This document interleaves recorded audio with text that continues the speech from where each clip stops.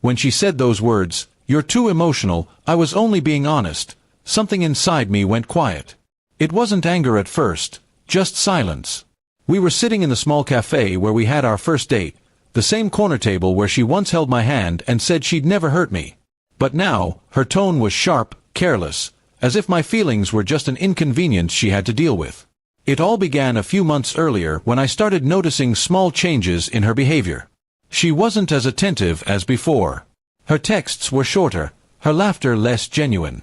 I'd ask if something was wrong, and she'd shrug it off. "You think too much," she'd say. Maybe I did. Maybe I cared too deeply for someone who'd already started letting go. That evening, I told her I felt hurt by something she said to our friends at dinner, how she mocked my job and called it just average. I didn't expect her to apologize. I only wanted her to understand that it stung. But instead of listening, she sighed and rolled her eyes. "You're too emotional," she said again, stirring her coffee. I was just being honest.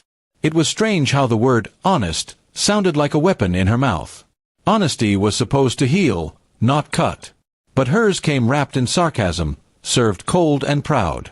I stared at her, wondering when honesty had become cruelty. After that day, I stopped talking as much. I listened more, not to her words, but to her tone, her pauses, her sighs. I realized that she didn't see me anymore.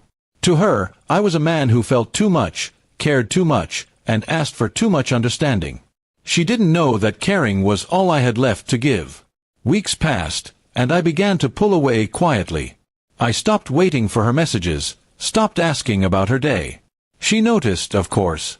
One night she asked, "Why are you so distant lately?"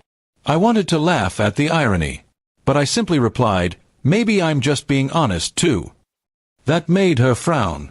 For the first time, she seemed confused, even uneasy. She didn't realize how her words had built a wall between us, brick by brick, every time she dismissed my feelings. I had tried to climb that wall for months, but now I was too tired. Eventually, our conversations became short and meaningless. We talked about weather, schedules, plans we no longer kept. The warmth was gone. I knew it, and deep down, I think she did too. Still, neither of us said the word goodbye.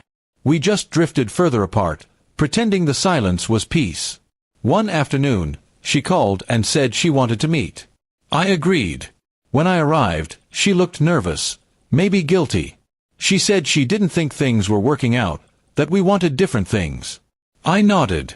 There was nothing left to argue. Before leaving, she said softly, "I never meant to hurt you. I was just being honest." That word again. I smiled faintly and replied, "Maybe the truth isn't about being honest. Maybe it's about being kind." She didn't respond. Her eyes dropped, and for once, she had no words to defend herself. As I walked away, I realized I wasn't broken. Just wiser.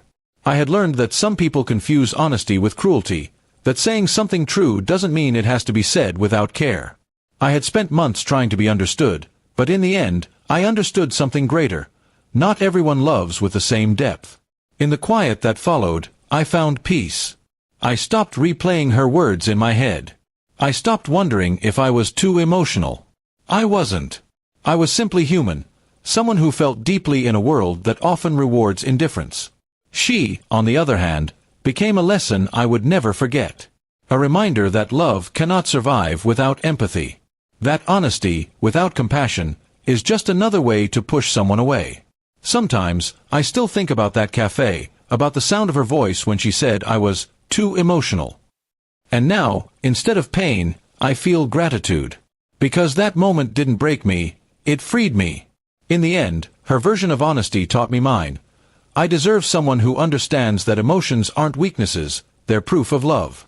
And maybe that's the most honest truth of all.